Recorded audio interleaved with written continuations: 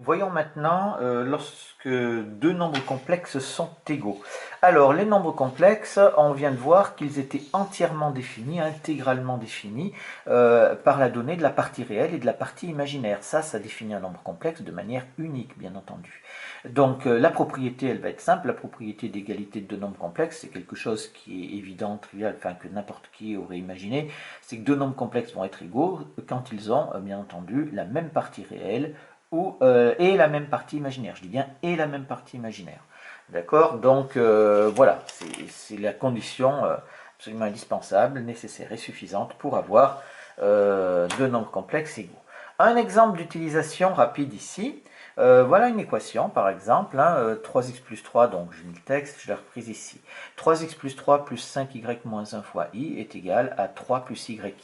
J'ai donc une égalité, j'ai deux inconnus, l'inconnu c'est x et y, donc il faut que je trouve les valeurs de x et de y, et je regarde un petit peu ça. Il faut bien voir que ici, j'ai donc un nombre complexe qui s'écrit sous la forme a plus bi, d'accord. Ici j'ai bien a plus b fois i.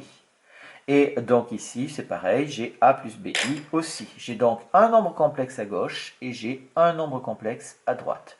Et donc je vais dire ils sont égaux, c'est seulement si ils ont même partie réelle et même partie imaginaire. Je m'attaque à la partie réelle. La partie réelle du premier, c'est 3x plus 3. D'accord. Et donc cette partie réelle qui est là doit être la même que la partie réelle du nombre complexe qui est de l'autre côté. Donc là, ça nous fait est égal à 3. Et la partie imaginaire, maintenant, la partie imaginaire, c'est b, c'est 5y moins 1. Attention, je rappelle, le i ne fait pas partie de la partie imaginaire. La partie imaginaire, c'est le coefficient qui y a devant i. Donc, ça nous fait 5y moins 1 ici, qui doit être égal à y, puisque la partie imaginaire de ce nombre complexe, c'est y. Et maintenant, on a donc un petit système à résoudre ici, ce qui nous fait donc 3x égale 0. Et ici, ça nous fait 4y est égal à 1, en regroupant un petit peu partout, ce qui nous donne donc x, 3x égale 0, je transpose la multiplication de l'autre côté, ça fait une division par 3, et ça me fait donc x égale 0, et ici, y est égal à 1 quart. Voilà donc la résolution de cette équation. On a trouvé x et y dans cette équation. L'ensemble des solutions en général, quand on a ça, l'ensemble des solutions c'est toujours entre accolades. Et comme on a x et y, en fait on cherche un couple de solutions. Donc on le met entre parenthèses 0 et 1 quart en commençant par x et en terminant par y. Et en fait on n'a qu'une seule solution qui englobe une valeur pour x et une valeur pour y. Faites très attention de ne pas vous faire avoir. Donc la partie réelle 3x plus 3, la partie imaginaire 5y moins 1. Le i disparaît quand on part de la partie imaginaire, on prend que le coefficient qu'il y a devant. Même chose ici, le i disparaît, donc la partie imaginaire c'est que y. Donc voilà, c'est l'erreur à ne pas commettre. Maintenant qu'on sait quand est-ce que deux nombres complexes sont égaux, on va passer aux nombres complexes et les opérations. Alors là, c'est très facile, puisque on a dit, on a construit l'ensemble des nombres complexes avec les opérations. On voulait de toute façon qu'il y ait une continuité, c'est-à-dire que les propriétés, les règles de calcul dans l'ensemble des réels se prolongent à l'ensemble des nombres complexes. C'est exactement la propriété qui est écrite sous une autre formulation. C'est que les règles de calcul dans l'ensemble des nombres complexes sont les mêmes que dans l'ensemble des nombres réels. Attention toutefois, en respectant i au carré égale à moins 1. D'accord. Donc voilà. Une petite précision que j'ai oublié dans le truc de juste avant. I, attention, ce n'est pas une inconnue. I, on le connaît. C'est le nombre complexe dont le carré vaut moins 1. Donc on le connaît comme on connaît 2, comme on connaît racine de 2, etc. Je le marque ici. Attention. I n'est pas une inconnue. Il n'est jamais une inconnue. Je le dis parce que des fois, on a des élèves qui essayent de calculer i. Non, i, c'est un nombre i, comme racine de 2, c'est racine de 2. Donc, ce n'est jamais une inconnue, donc on n'essaie pas de le calculer, surtout pas. Les inconnues, c'est x, c'est y, c'est z, c'est tout ce que vous voulez, mais pas i. I, c'est un nombre que l'on connaît.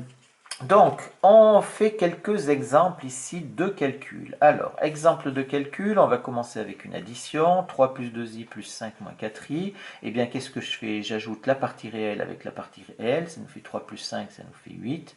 Et la partie imaginaire avec la partie imaginaire. En fait, je compte les i, je compte les pommes. J'en ai 2 ici, j'en ai moins 4. 2 moins 4, ça me fait donc moins 2i. Pour l'addition, pas de souci. Je ne fais pas d'autres exemples. Pour la soustraction, c'est pareil. J'ai donc 3 moins 5i moins 2 plus 4i. Faites attention quand même, c'est une soustraction. Donc 3 moins 5i, on distribue le signe moins à tout ce qu'il y a dans la parenthèse ici. Je rappelle que quand vous avez un moins, c'est comme si vous aviez moins 1, pour ceux qui en auraient besoin éventuellement. Moins 2, moins 4i ici. Et on retrouve une addition. 3 moins 2, ça fait 1. Moins 5i, moins 4i, ça nous fait donc moins 9i. Une petite précision, vous voyez que j'ai un égal ici alors que j'avais un équivalent à. L'équivalent, c'est une phrase est équivalente à une phrase. Et là, on est dans un calcul. Donc, si j'effectue un calcul, je ne peux avoir qu'un signe égal. C'est tout.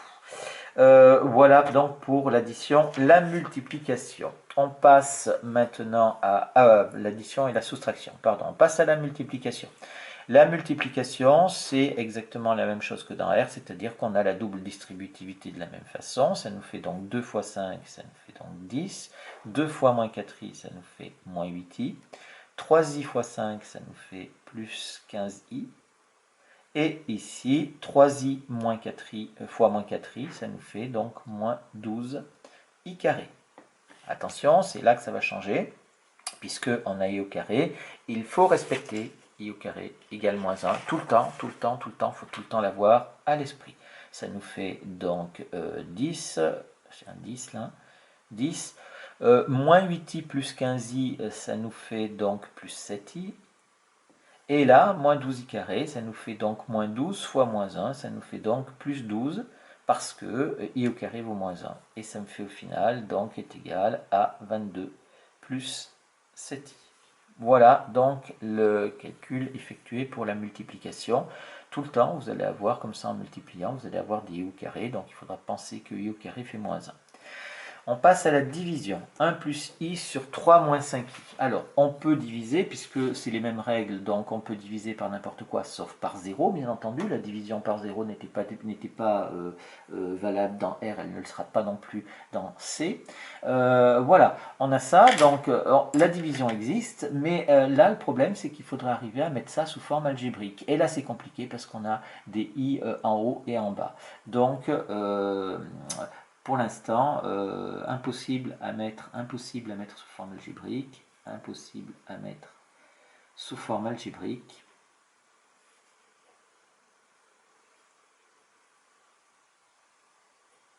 Pour l'instant. Donc ça veut dire qu'il faudra se donner d'autres moyens, d'autres outils pour pouvoir écrire ça, faire une division et donner le résultat sous forme algébrique. On passe maintenant à une application puisqu'on sait faire toutes les opérations, donc on sait résoudre des équations. Donc on passe à la résolution des équations qui ne posent pas de souci, elles se résolvent exactement de la même manière que dans R. Donc là 5z plus 2 moins 3i est égal à 0, donc ça c'est équivalent à dire quoi? À dire que 5z est égal à moins 2 plus 3i. Je rappelle toujours que i n'est pas une inconnue, i est un nombre, c'est comme si vous aviez racine de 2 ou pi ou n'importe quoi d'autre. Donc i est un nombre que l'on connaît, l'inconnu c'est z. Donc il faut qu'on arrive à la fin quand on résout une équation à z égale. C'est la seule chose que l'on veut et de l'autre côté il ne faut surtout pas qu'il reste des z. Et maintenant ici, donc là j'ai transposé mon addition et ma soustraction de l'autre côté. Maintenant ici il me reste à transposer ma multiplication, ça nous fait donc z qui est égal à moins 2 plus 3i sur 5. Sans aucune difficulté. Alors ici, il faut bien penser qu'on va l'écrire toujours sous forme algébrique. Dès qu'on peut, quand on arrive à quelque chose, à un nombre complexe, on essaie autant que possible de l'écrire sous la forme algébrique. Et ça nous fait donc moins 2 cinquièmes plus 3 cinquièmes de i. D'accord? Je ne mets pas 3i sur 5, je mets bien la partie réelle plus la partie imaginaire multipliée par i. Et on va avoir notre ensemble de solutions S qui va être donc moins 2 cinquièmes plus 3/5 de i. Voilà donc pour une équation élémentaire sans aucune difficulté. L'exemple 2, ben, c'est exactement la même chose, c'est une équation élémentaire également.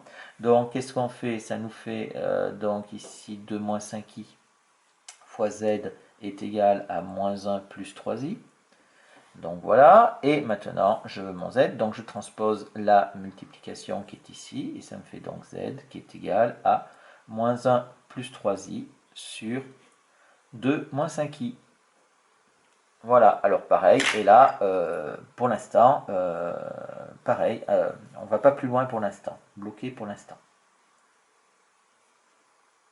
C'est-à-dire que ça, on n'est pas capable de l'écrire encore sous forme algébrique. Donc notre ensemble S provisoire va être égal donc à moins 1 plus 3i sur 2 moins 5i. Mais attention, hein, on ne le laissera pas comme ça.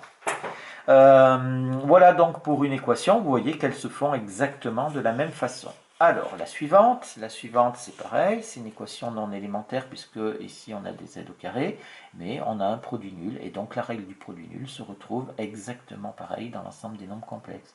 Donc c'est équivalent à dire que z plus 2 plus 5i est égal à 0 ou alors que z moins 3i est égal à 0. Ce qui nous fait donc z est égal à moins 2 moins 5i, ou alors z est égal à 3i. D'accord? Et ça nous fait donc deux solutions. S égale ici moins 2 moins 5i, et enfin 3i qui est ici. Donc voilà un petit peu comment est-ce qu'on résout ces équations-là. Enfin, la dernière, et on aura fait un petit peu le tour. Donc, la dernière, c'est une fraction qui est nulle. Donc, c'est la même chose que dans R aussi. Donc, on commence par la recherche des valeurs interdites. Des valeurs interdites. Donc, les valeurs interdites, on a donc z plus i égale 0. Ça nous fait donc z égale moins i. Donc ici, je peux donner l'ensemble de définition de mon équation. C'est donc, attention, l'ensemble des nombres complexes auxquels on a enlevé moins i qui est la valeur interdite. Je rappelle aussi que vous pouvez l'écrire comme ça, c'est privé de moins i. Hein, c'est pareil. Donc il n'y a pas de souci. Je ne sais plus si c'est un slash ou un anti-slash.